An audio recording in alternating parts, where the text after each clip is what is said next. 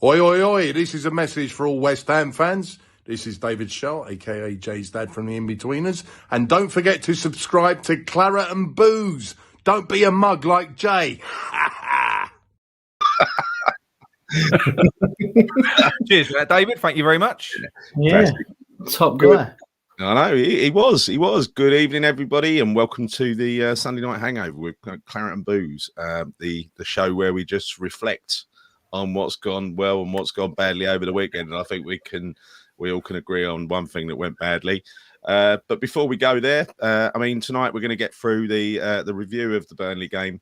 We're going to do some player ratings. That'd be interesting. And then we're going to talk about the preview of Arsenal on Wednesday, interspersed with a little bit of a few nearly West Ham slides as well. So there we go. That's the start. Let's start at the beginning for this show. John, how's your weekend been?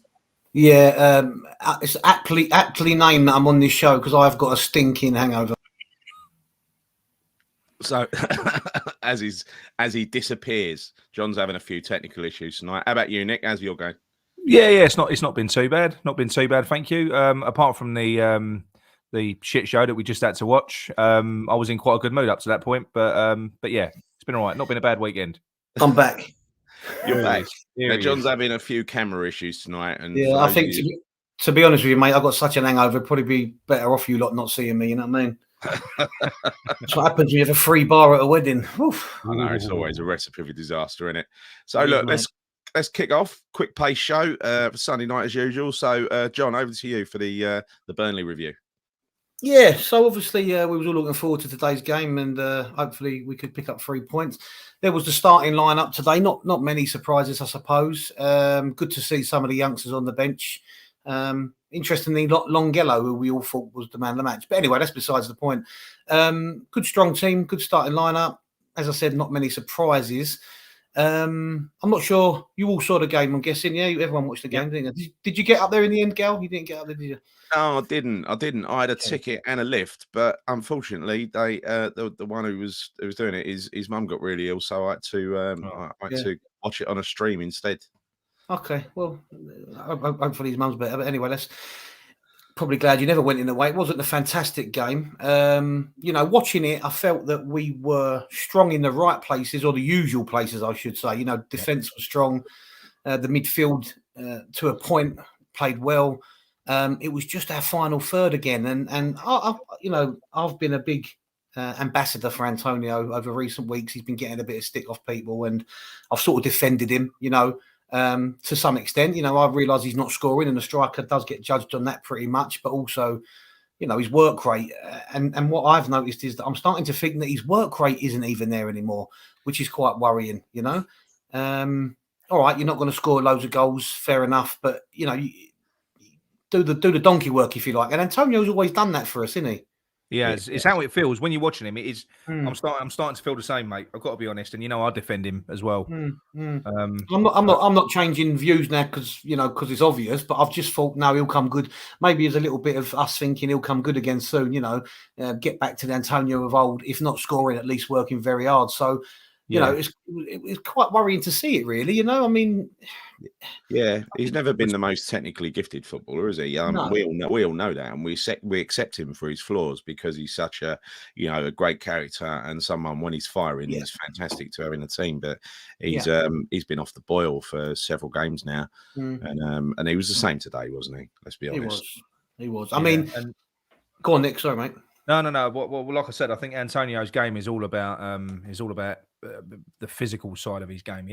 There isn't much like we've just said in a way of technical ability, but he's a colossus when he's fit and he's firing. But if he isn't in perfect physical condition, then there isn't much there, is there? No. Unfortunately, I'm sure there is, but not at a very top level. And it's either that or teams have sussed out how to play him. I mean, he was up against Burnley and Tarkowski today. And Tarkowski had a fantastic game. He did. I felt personally, he was a colossus at the back for them, and we know that we're geared towards set pieces, and Moyes loves set pieces and working on them. Obviously, works on them in training. But I think we had a discussion earlier on, Nick, where you said it was quite interesting what you said about being great at set pieces is great, But when you come up against a team as strong as them at set pieces, both defending them as well, it's almost like you've got to try and change your game plan a little bit. And it's difficult, I think it's difficult to change your game plan when you are so successful with set pieces. But, they were immense. We had, what did we have, 14 corners or something? Which is a fair amount of corners, And we didn't look like scoring from any of them. I don't particularly remember any. There was a couple of free kicks where we just lofted them into the box instead of trying something different. If something's not working, then they've got to try and change it sometimes. And I'm not getting on the manager's back or anything, but I'm just not sure where we go from there, really, because it's like when we're in possession, we don't know what to do. When we're built for counter-attack, and if a team is not attacking us, we have to have more possession, or we have more possession. It's like we get a little bit lost. Absolutely. Well, because you like I say, a lot of our goals do come from set pieces, don't they? And as you just alluded to, the you got to think. You look at Nick Pope. How many crosses did he intercept today? You've got Burnley play with they line up with 6 compact big guys in a line when you take a set piece, and then you've got Nick Pope who works on this with Burnley in training because this is also their go-to tactic as well. So I mean, he was a colossus today, Nick Pope. And when we did sort of get the odd shot on goal, he was there, wasn't he? It was like that one with Diop in the first half. It was a good. Actually, that was the one that we did make work. But I, like you say, I think we ran out of ideas. And we do, because all of our quality is before the final third. It is. Yeah. Once we get to the final third, you need that little bit of craft. And we've got loads of industry in Bowen and Antonio. And obviously Lanzini played well as well. Lanzini in the middle of the park, he kind of he moved the ball well. Oh no, he's dropped off. Yeah. But Lanzini moved the ball well, and his ball retention is brilliant. To have him in the middle of the park, he's really, really good. But I won't start on Benrahma yet, but I will do in a minute when John does come back. No, go on, John. I'm back just for that. Go on, we got up to Lanzini, mate. I was just talking about Lanzini. Yeah, no, I could still hear you, even though I dropped off, funnily enough. Right, okay. He did play well. I think defense played really well. I think Dawson played really well. That's his sort of game, though, isn't it? That's his bread and butter sort of game. He loved it. No coincidence. He was really good. He was really good last season against them. I think we spoke about it Friday, didn't we? And he was really good against them today. But that's who he wants to play against, a team that play that way. Do you know what I mean, Gal? Yeah. Yeah, I mean, we like you both said. I mean, our game plan was for set pieces, and we got loads of them. Yeah. Their game plan was for us to have set pieces. They loved it. They lapped up every one of them. The corners were largely in swingers. Many of them went straight to the keeper. A couple of them missed the first man. We just didn't trouble them at all, apart from that Diop one. Just didn't trouble them. That's what they expected out of us, and they didn't give us the ball. We did take possession quite a lot, and we were very industrious in midfield, weren't we, and winning the ball back and dominating them. But then what we did with the possession, they sat deep. We had all the ball, and when we went forward, we just didn't know what to do to unpick them. No. There was no. You remember like Liverpool, the 80s and that, where they used to just play the ball around over and over again, and they just do that one incisive little pass, someone to pick the lock, and we didn't seem to have that today. And I don't know if it's worrying or it's just a little bit like, well, does anybody have that industry that we hoped? I mean, obviously, Nick, we said as well earlier and the other day that you was quite happy that Benrahma was in the team alongside Lanzini. Well, I'm happier when Lanzini's in the team. Yeah, but you felt that would get the best out of Benrahma and or Lanzini, didn't you? It didn't make any difference, did it? With Benrahma, his decision making's toilet, isn't it? It really is. He was the same player today. His speckled Jim, he was a carrier pigeon, when he didn't really do much at all. Waste of a shirt. I know there's a lot of Benrahma lovers out there who but I think even they must be getting a little bit tired of him now, because he's getting lots of game time. He gets loads. And like I say, he has. Can't remember. Well, his last good game was against nothing opposition in Europe. Like I say, when he scored the worldie toe punt. But there's not been much since. I mean, today you give him the ball. He had a couple of opportunities. There was one in particular that sticks out in my mind where where Bowen had drifted into space, and he'd taken up a position in front of the 18-yard box. Yeah. And all he had to do when he was in receipt of that ball was relay it onto Bowen, who had managed to slip in behind. He didn't. He held on to it. He pondered. He turned. He waited, took about 15 touches, passed the ball sideways, and then other times he'll just pick the ball up in the middle and he runs into cul-de-sacs. He does every time. I think So I mean, before we get on to the player ratings, because there really ain't much to talk about in this game apart from the obvious. Well, the penalty that should have been, and let's talk about what happened over the weekend with the other top 4 teams, plus Arsenal as well. You know, this was a foul inside the box, and a foul inside the box is a penalty. What do you two think? I was disgusted with the commentary I heard where somebody, I can't remember who it was now, but he basically said, it's not a penalty because Dawson's lost control. I'm like, what are you talking about? I know. What are you, how can you say he didn't have, so if you don't control the ball perfectly, someone can come and crunch you or punch you or do whatever from behind. If you ain't got control of the ball, it's free will to the defender to do anything they like to you. What an absolute nonsense comment if I've ever heard one in my life. And I can't remember who said it. You've got to wonder if these commentators know the rules, because if you foul someone in the box, it's a penalty. End of story, right? Done. Yeah, but it's starting to feel like more than a conspiracy now. I mean, I said to you earlier on, Gal, if you look at BBC at the moment, they're refusing to refer to the top 4 at the moment. It's top 3. Even the table they don't think is top 3. I think their mindset is that the top 3 are the only ones that can win the title, so they're not going to talk about a top 4 anymore. Oh, maybe, until Man United don't make it right. It don't make it right, though, if I'm honest. But yeah. I know. But I watched Match of the Day, and they paid lip service to the penalties. But they were appalling decisions. I mean, that one against Man City, for Man City, where it hit the guy's ribs, is that ever a penalty? And the VAR ref, the reason he didn't overturn it is because in his mind he couldn't say that the referee had made a clear and obvious error. Well, he had made a clear and obvious error. Because it didn't hit his arm, it hit his ribs. It was ridiculous. And prior to that, you had the Jimenez sending off, which, fair enough. The second yellow card was stupid, but he was outraged because of the fucking yellow card on foul that had just been given, which was never even a foul, let alone a yellow card. The tackle that he had put in on Rodri just prior to that. Yeah. It does feel like they're getting a leg up. Salah dived. Salah, he pulled in front of Mings and threw his legs in between his legs. He created a tangle of legs. But if you are a VAR ref and your job is to make those decisions above the referee and you're still getting it wrong on an actual replay, well, let's be honest, I reckon, we've got no reason to want Liverpool to not get that penalty. We're West Ham fans. We've got no reason to give a monkeys if they get that penalty or not. The game doesn't affect us, right? But when you see the injustice of that, and then you see what happened today with Dawson, and they come out with a comment like it didn't matter because he didn't have control, it makes you think, what on earth's going on here? Some sort of protectionism, you know what I mean?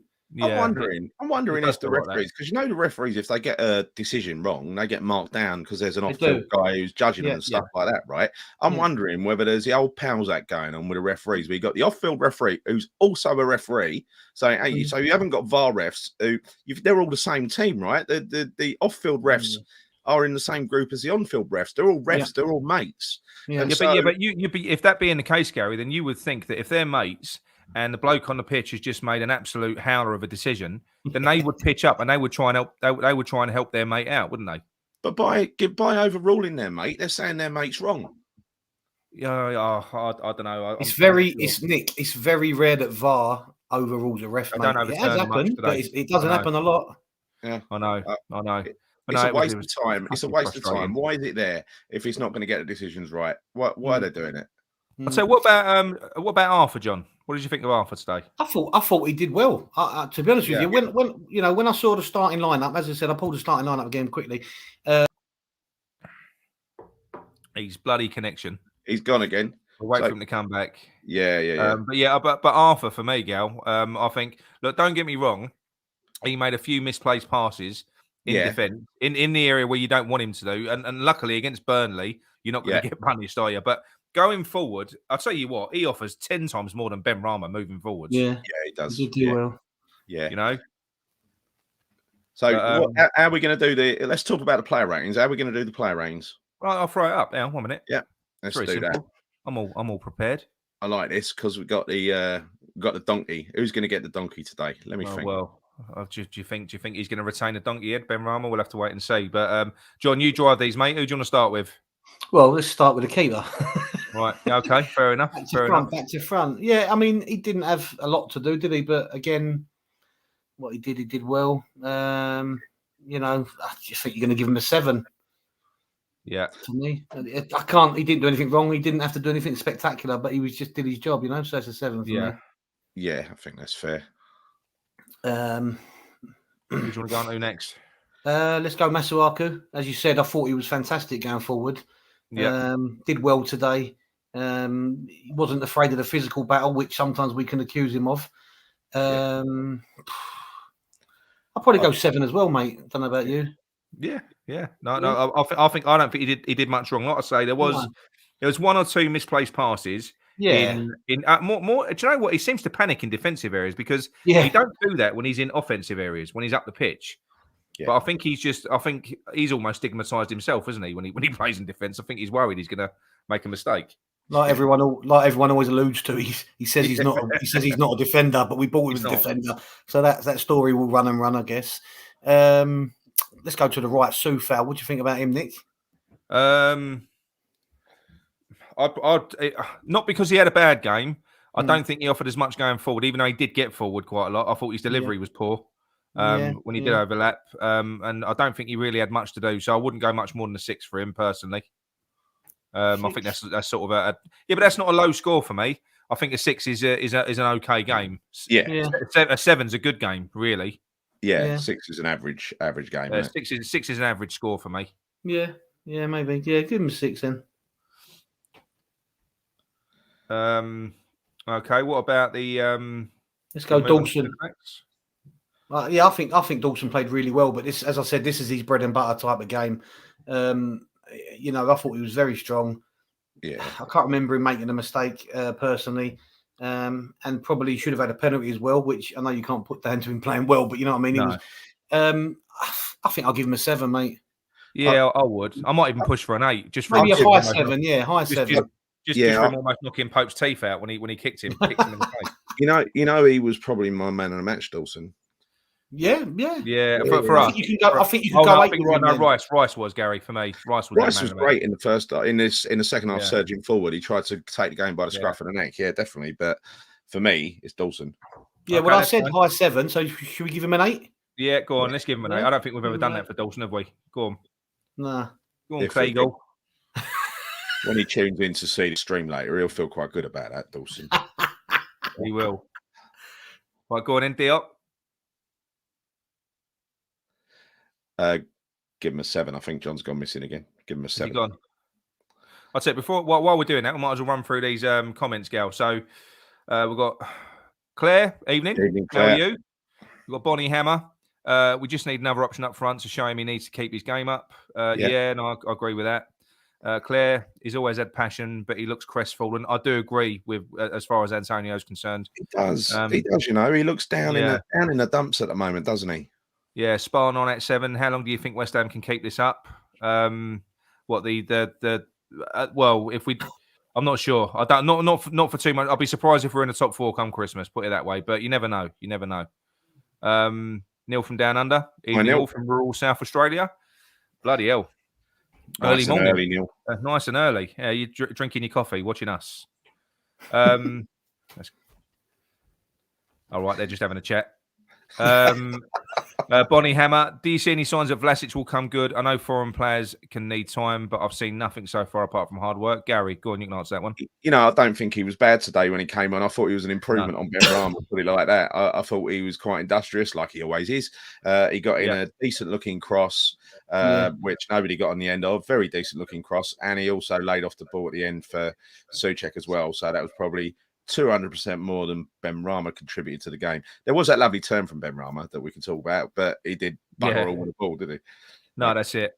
I mean, Neil from Down Under says he would have taken off Benny 10 minutes before Moyes did. I would have taken him off 10 minutes before kickoff myself, but it's not what you said. It's not what you said offline when you said you was happy to see him there. I wasn't happy to see him. I just thought playing him in the team with Lanzini, he always looks better when he's got a similar type of player in the team. But he was still shit. Yeah. I see what you're getting at. Yeah, definitely. Yeah, he's all right. This is talking about Vlasic again. He's all right enough. Well, like Gary said, I think I'm seeing more from Vlasic. Vlasic to me looks like he's going to be another Bowen.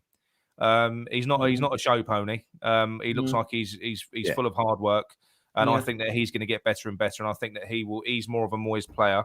But that does mean that he's not our creative playmaker. That means that we still need that creative playmaker in the team. Yeah. But it doesn't mean he's going to be a bad player. I don't think he will be. I'm starting to like him the more I see of him, even though he's not really doing much. It's quite weird, isn't it? He's getting the hard working part of his game coming in, and that's what you want to see firstly, and hopefully the skill and the the playmaking stuff that we're going to look for will come in time. Yeah. But like we've said, mate, it's difficult at the minute because we can't give people time because we are just desperate to keep up our success that we've got so far and early on in this season. So we're a little bit impatient, aren't we?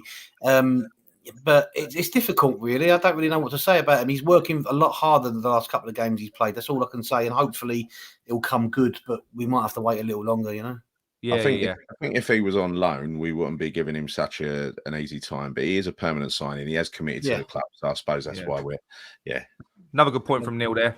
Sort of the Fornals comparison. Very, very true. Took him up to a year. Took him up to a year to come good, Fornals. God, Neil's had a lot. Neil must have had a lot of coffees. That's a lot of questions. He's honest. Bonnie Hammer, Ben Rama is a nearly man. Yeah, I completely agree. Hang on. Someone said. Right, they're having a chat. Right, where are we? 1 minute. That's fine. I've just got to get better at reading these comments. Right, on a general note, here we are. Yarmolenko, is Yarmolenko the worst ever? No, he's not. No, because Yarmolenko's goal against Chelsea was worth his transfer fee. It probably was, yeah. I give you Benny McCarthy. Yeah. Yeah. Well, it's a question to the audience, actually. Who do you think is the worst signing? I mean, there's plenty to choose from. Yeah, go on. Everyone in the chat. Tell us who you think our worst ever signing is while we get on with the rest of the ratings. Right, go on, John.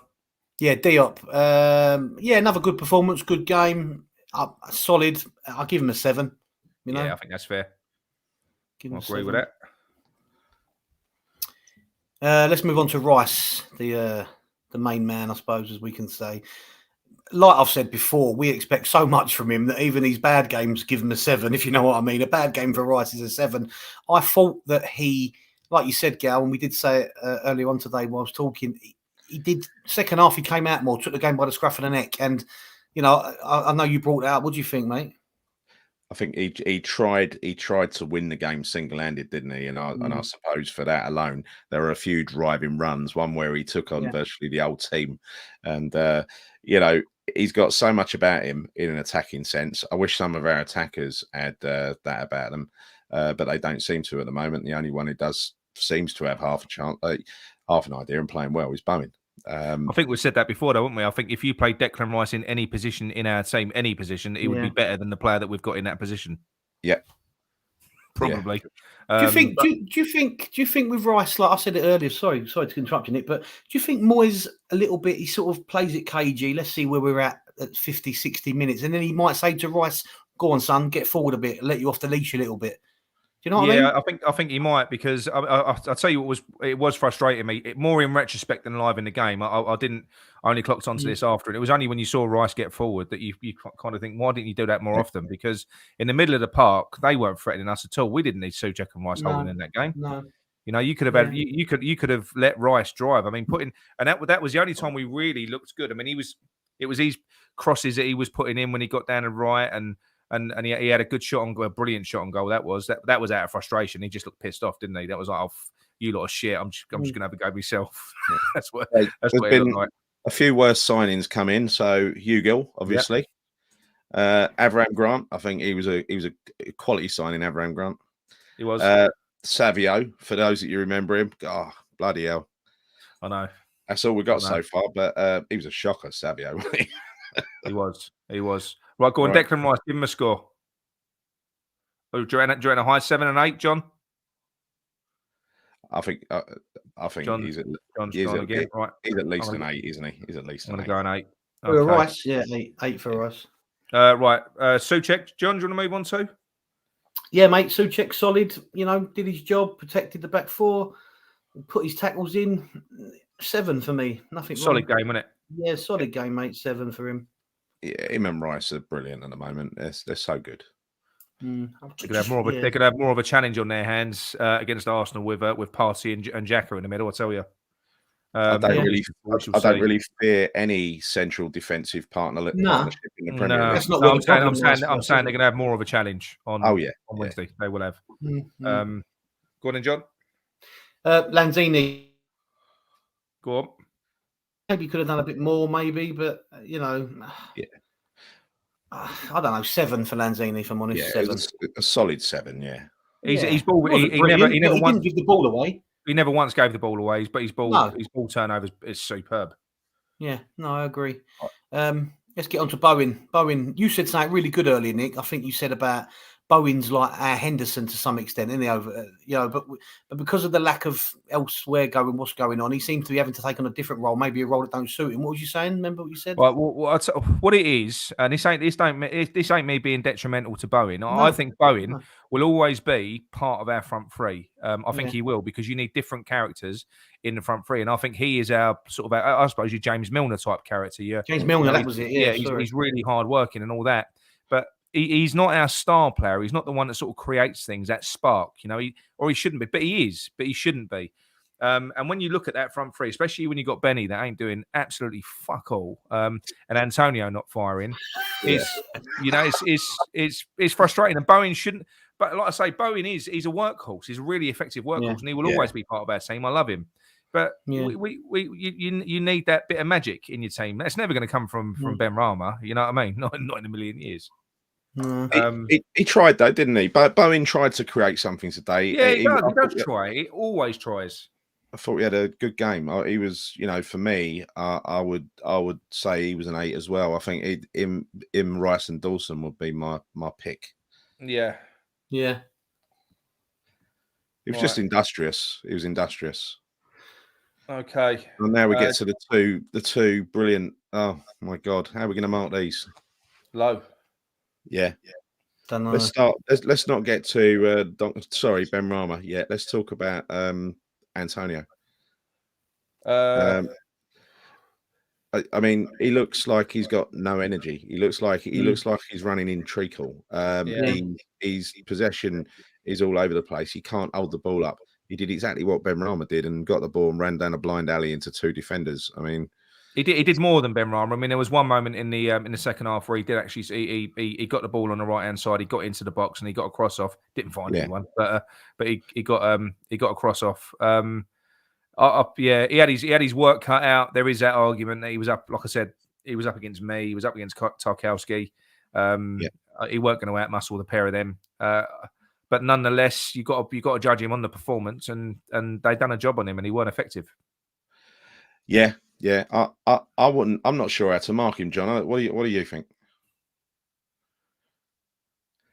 John still there? I would probably go as low as a 5, potentially a 4. I wouldn't go a 4. Let's save that. I think because of it, he did put in a lot of effort, but he was clearly struggling. He was clearly struggling. I mean, he had his head down a lot. He clearly ain't got his mind in the game at the moment, right? There's something amiss. I don't know what it is. Let's just hope he springs back into life against Arsenal on Wednesday. Let's hope. Who, Antonio? Yeah. So I'll put that back on his fucking head again. Well, look, I don't think it can go anywhere else, can it? I think you get the donkey for having either a 4 or a 3, right?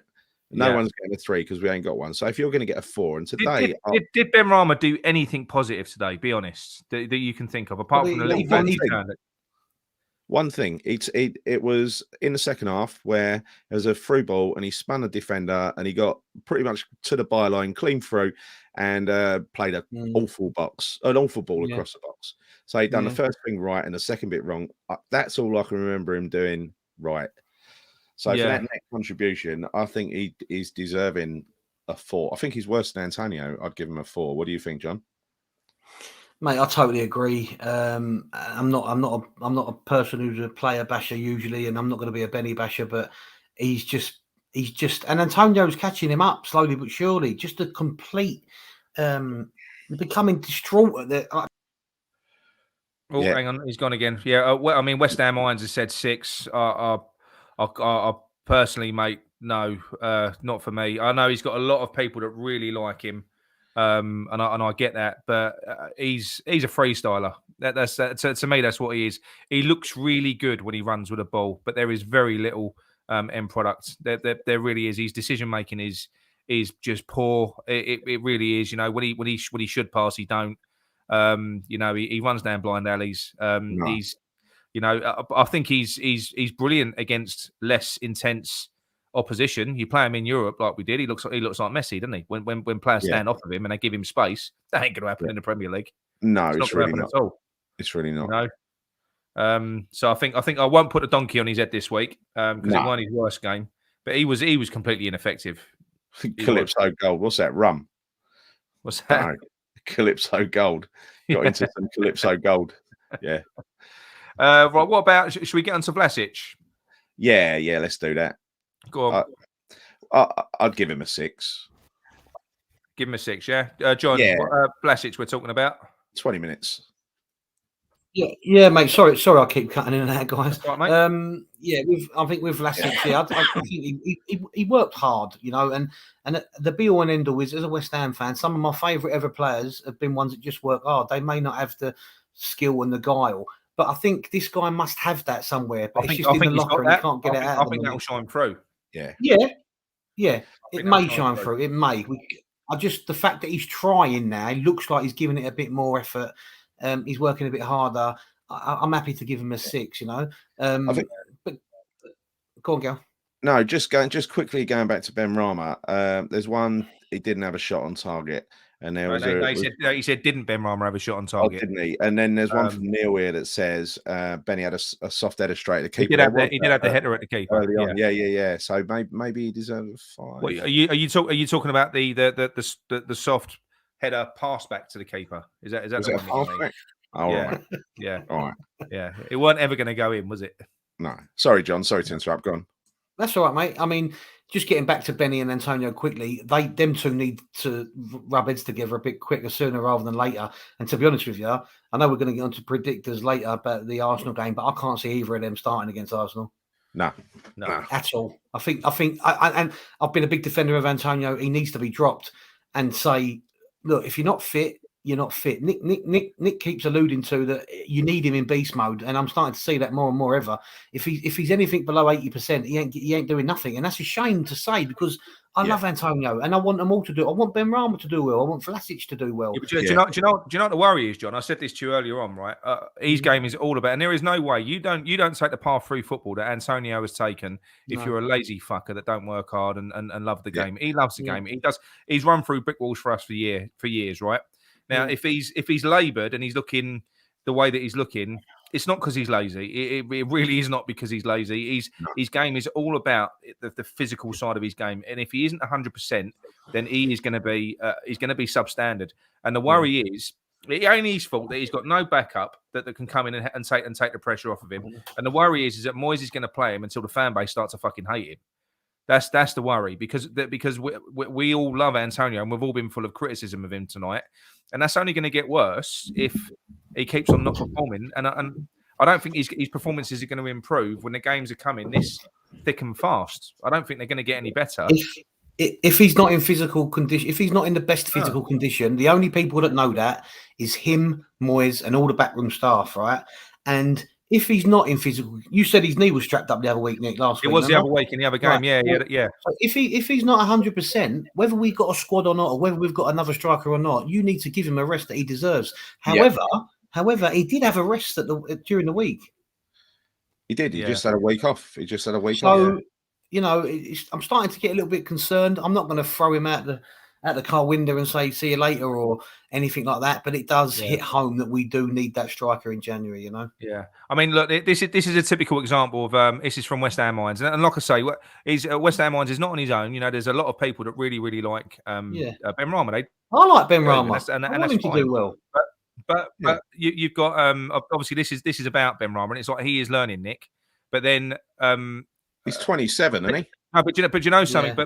But then he's saying Vlasic he doesn't like. But then I think what it is, we got so many people wanted Lingard, And we got Vlasic in instead, and this is why we should have got Lingard instead of Vlasic. And I almost think that might be part of the reason why people are not taking to Vlasic.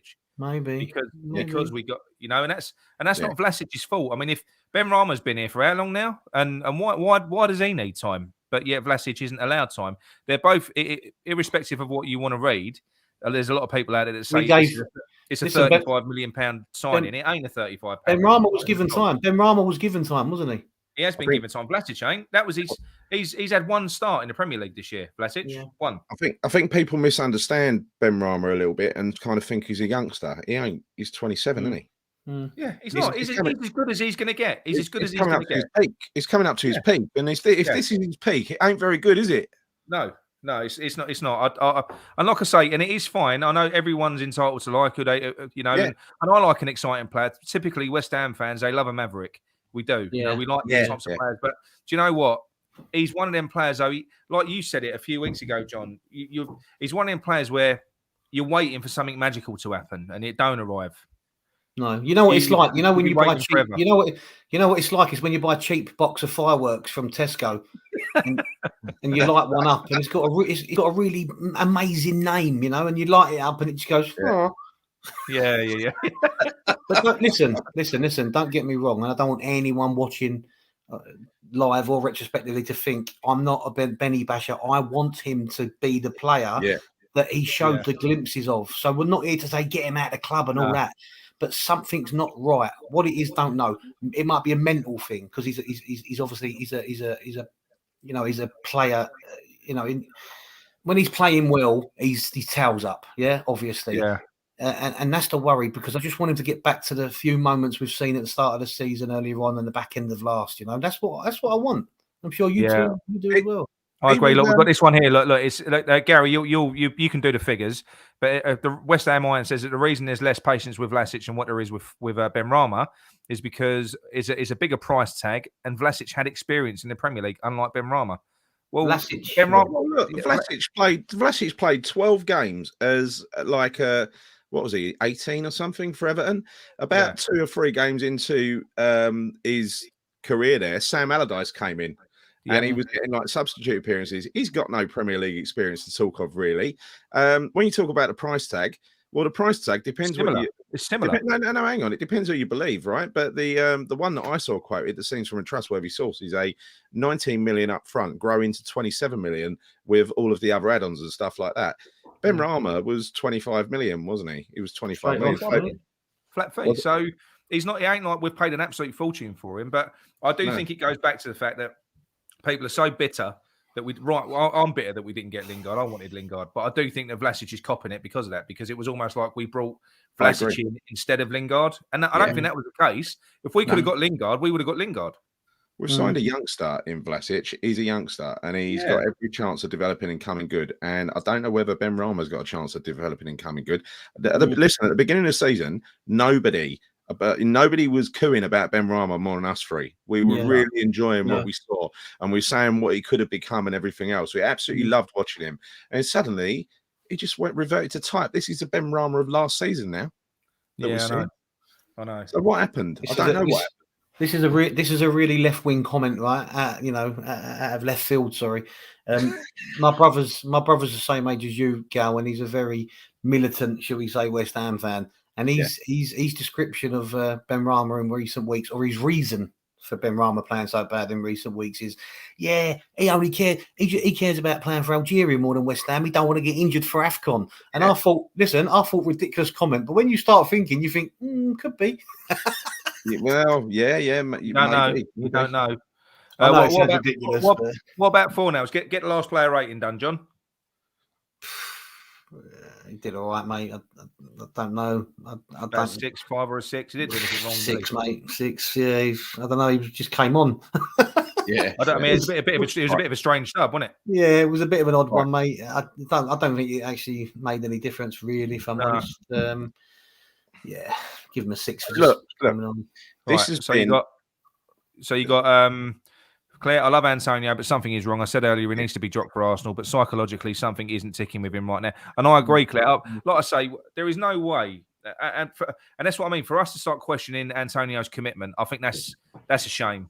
If we're all sitting here, if you can question the guy's ability or whether he's conditioned, but there's people seriously questioning his desire for the game, and that's not nice, is it? I don't think.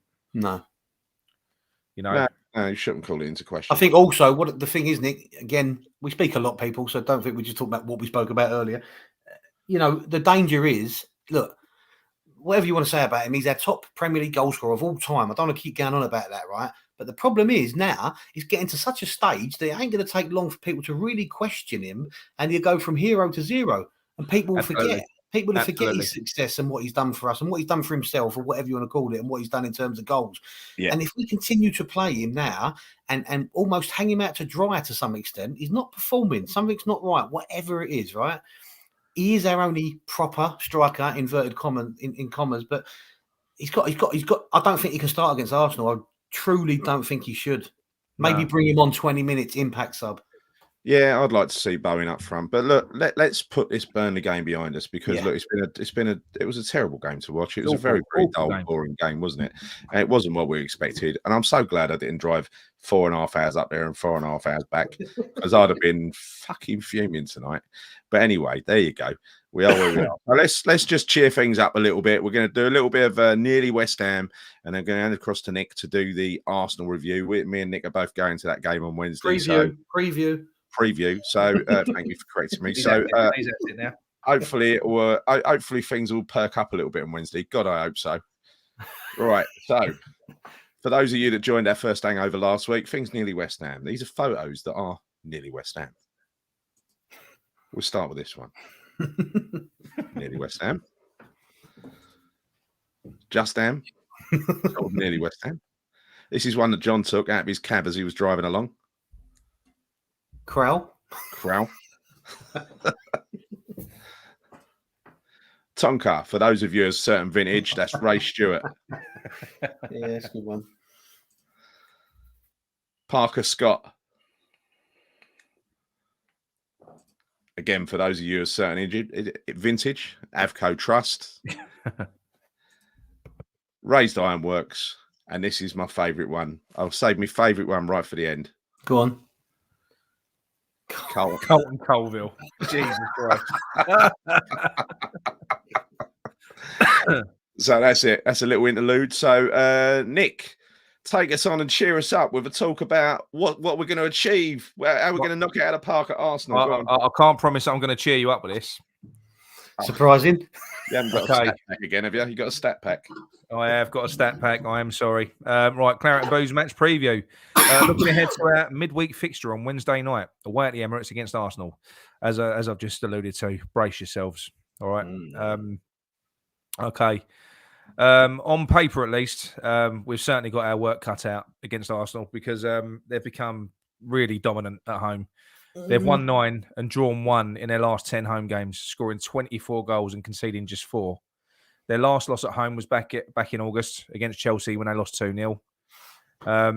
They play quite a conventional style, actually. They're playing a 4-4-1-1 formation, and they typically play a possession-based game with lightning-fast fullbacks like Tierney that regularly get forward and overlap and support some of the attacking players. After a slow start to the season, where after 3 games, I think it was 3 games, where they were sat rooted to the bottom of the league, they've really kicked on and they've become a little bit of a machine in recent games, and they're in touching distance of that top 4. In fact, defeat against Arsenal would see us switching places with them. Smith Rowe, Saka, and Odegaard, 3 great players. He's Arteta's built. It's looking like he's built an excellent team. Underpinned by some superb young English players that have come through the Arsenal academy in Smith Rowe and Saka, and he's added a potentially world-class playmaker in Odegaard as well, whose move has just been made permanent following in a successful loan spell from Real Madrid. I've also got to give a mention to Ramsdale, who, after some serious mockery from rival fans, including me, if I'm being honest, he's been an absolute revelation in goal. Unbelievable shot-stopping ability, and outrageous distribution as well, which is key to the way Arsenal are playing. He gets them on the front foot in the blink of an eye. I think the only question mark is over the stupid short sleeves that he wears. I'm not sure about that. I don't really agree with that. Do you, Gal? Short sleeves on it's all wrong. I hate short sleeves on a keeper. It's not right. I know.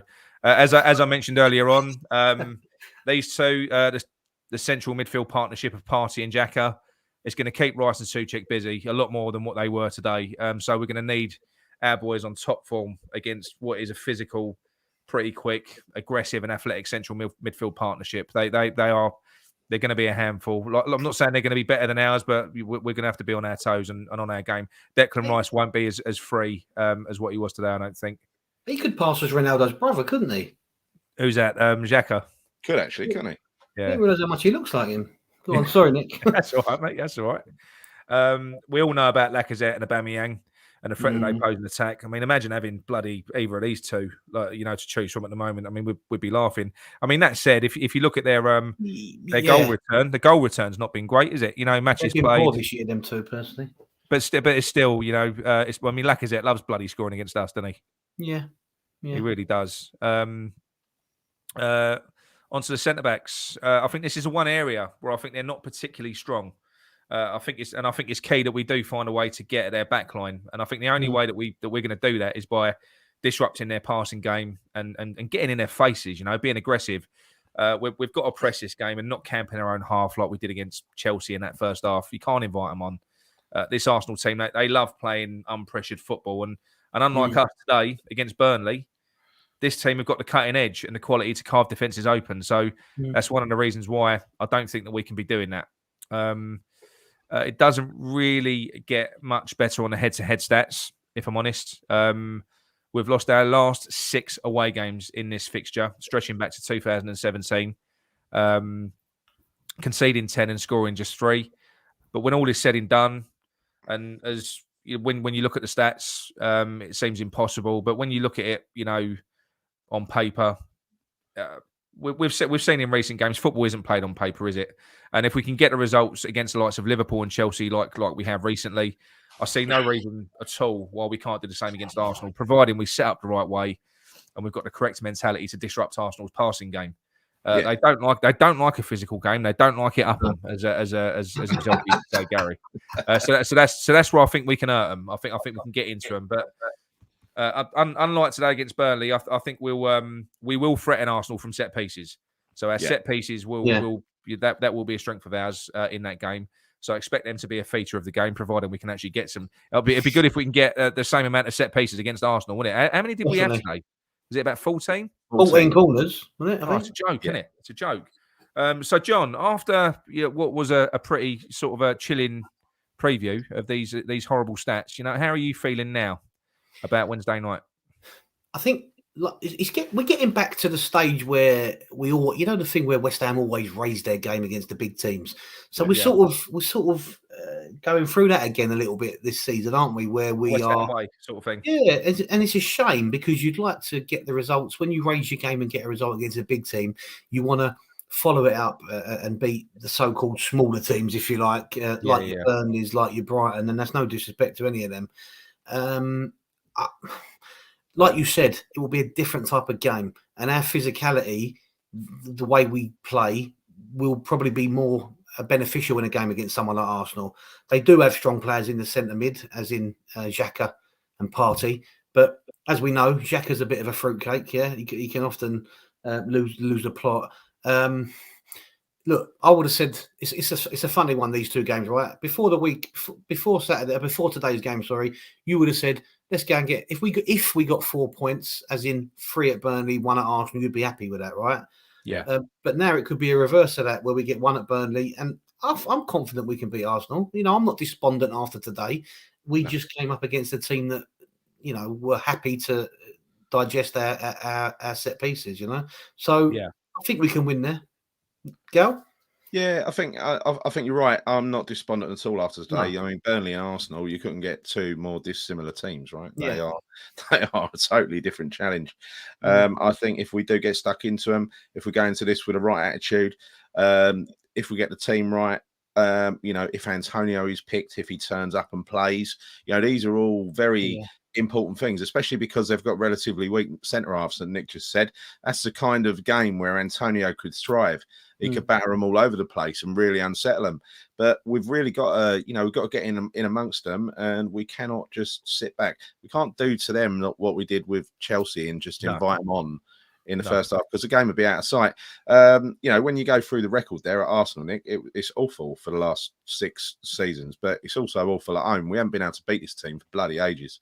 I know. And they always, even when they've been weak and crap and look like they're falling to pieces, they managed to come to our place at the London Stadium and turn us over. I mean, it happened time and time again when we've gone into a game as favourites. And I don't think we're going to a game as favourites on this. I think they are, and I feel quite good about that. I don't want to go into this game as a favourite.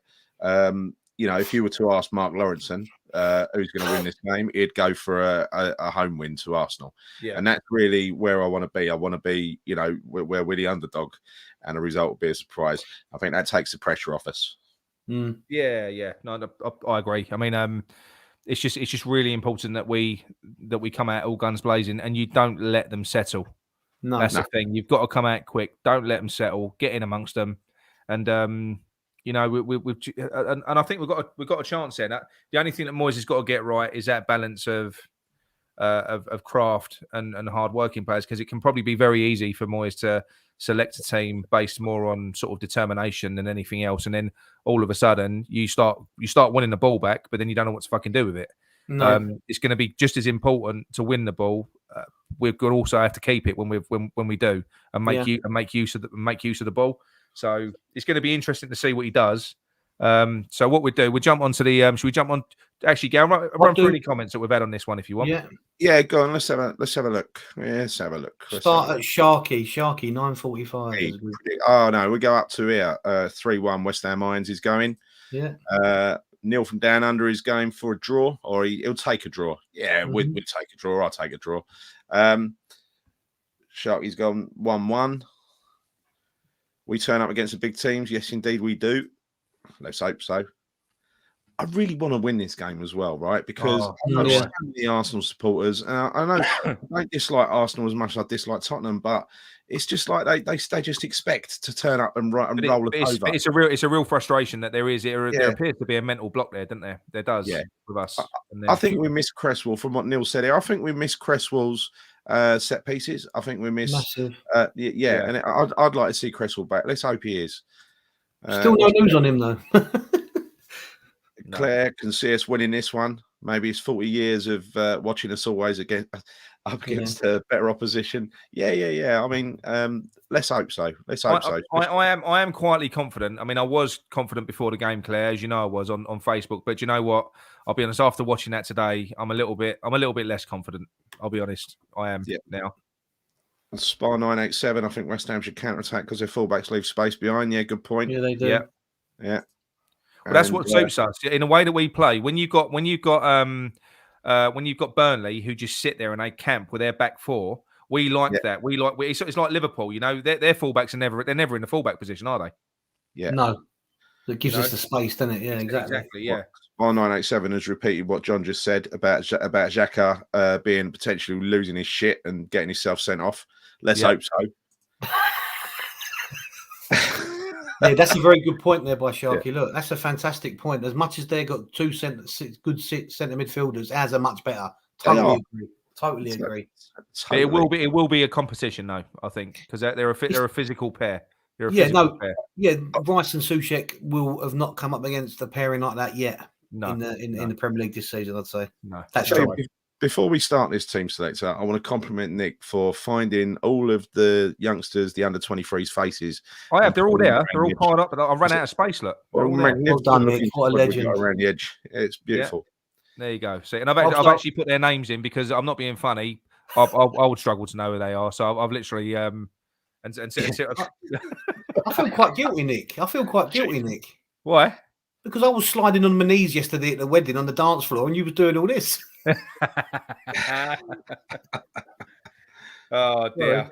No worries. Well, come on, let's whiz through this quickly. I'm going to put Fabianski in goal. Yeah, obviously. Yeah. It's going to be the same shape. We ain't going to go to a back five against Arsenal because they play, like I say, a 4-4-1-1. So we won't go for it at the back. And that picks itself as well, doesn't it? So centre halves pick themselves, yeah. So far. Sufal, where are you? Right, the big question mark is Cresswell. Personally, for me, I called it when he wrapped his back. You did. I got a lot of comments on Facebook about that when I said it as well. But when I saw him wrap his the small of his back around that post, I said that's a bad one. I said it's either going to be a little impact injury or he's going to hurt himself. And I'm assuming he's hurt himself because he's been out for some time now. And when you said that, I told you to shut up and stop being so dramatic. I did as well, Gail. We was both on him. So for once, he was right. I'm always right. I'm always right. Just to go on to that a bit, just very quickly. I know we spoke about it the other day. I can't get over the fact that no one's come out and said how long he's going to be out for. Why is there lack of information? I don't get it. I think it's because Cresswell is so important to how we play. I know. I don't think that Moyes wants to give the opposition managers a leg up, but it's so obvious that he's not even been on the bench, is he? You know, nowhere near it. So it could have been Masuaku, isn't it? Who, to be fair, Masuaku did well today, but but this is going to be one of them games where if he does make a fuck up at left back like he did today, a couple of times, a few sloppy passes, he'll be punished. But what other option have we got apart from Longelo? Agreed. No, I'll tell you what. Unless he was close to getting back in the first team today, Cresswell, and Moyes had one eye on Wednesday. I mean, it's only 3 days away, right? He might be bringing him back for that game because a lot of people did expect him to come back today. You know. Yeah. Just quickly about Longelo, where we all said he was probably man of the match on Wednesday. He was really good, wasn't he? Yeah. But even Neil here in the comments, I thought Longelo had a good game Thursday. He didn't get a man of the match, but he couldn't make the bench today. That was a bit odd, wasn't it? It was strange. It was strange. Yeah. Well, the thing is, Elise wasn't on the bench either, was he? It was Baptiste, wasn't it? No, Elise was on the bench. No, Elise, Ashby, and Baptiste. All right. Well, Elise can play left back, which is probably true. But Longelo deserves a shot on the bench, really. Yeah, he does. He does. Anyway, sorry. No, that's all right. Right. So obviously the central midfielders pick themselves as well. So Rice and Soucek. Where are you, Thomas? Here we are. The Czech Perlo next to him. This is interesting now, right? So you know, because we want change, Will Moyes. Let's do this based on what we think he should do rather than what we think he might do. What I'm going to do, just to get him out of the picture, I'm going to put Krau's big head on top of Benrahma, just so we can't collect him. Moyes can't find him. He can't find him. I fucking blocked him out. Right, that's it. Well done, Krau. You're doing a great job. I knew that hair would come in handy for something. Where's Speckled Jim? I can't find him anywhere. Go on then. What? So we're saying Lanzini in the 10? You need Lanzini in the 10 because you need ball retention. So when you win the ball back, you need someone that can turn it over and do something with it. He's perfect for that. We haven't got anyone better. So I think he's got to be in there. Bowen on the right. Bowen on the right, and it will be. I think it will be Fornals on the left, won't it? I'm glad to see that he was back today. Although he didn't look 100% Fornals, I've got to be honest. No, he didn't. I wonder, did you reckon it wasn't that he had the other night? Yeah, he didn't look right when he came on. Yeah, but I think who was it that picked up on that? You, Nick? I didn't pick up on it. You read it. I read it. I read it. Yeah, I couldn't. I was looking. I couldn't find it bloody anywhere. I wanted to see it. You know what I mean? In writing. Yeah. But strange. It is strange, but it's going to either be Fornals or Vlasic, isn't it? I think it's going to be Fornals. I don't think he'll throw Vlasic in yet. He might give him 20 minutes or something near the end. You know. Yeah. I think especially if you're playing, I think he might have taken a gamble on Arthur with Benny in front of him today. I don't think you can take that same gamble, lack of defensive cover against Arthur. Yeah. Do you know what I would do if it was me today, though? Especially after what I've just seen. Going up front. He's going to be tired. Antonio's going to be tired after today's game. He weren't effective today. I wouldn't play him. No, I wouldn't. I agree. I think we're all agreed on that. I'd play Bowen up front as well. Who would you put on the right? Yeah, but that means I might have to uncover Benrahma. Yarmolenko to cut in on his true left. Yeah. I don't want to see him again. No. Not after the other night. I don't think you want to see us again, and I mean West Ham. So it's a bit of a problem on the right, isn't it? And Vlasic is a left-sided player, isn't he? He is, yeah. But Fornals you could play anywhere, to be honest. Yeah. Maybe do that then. Fornals right, Vlasic left.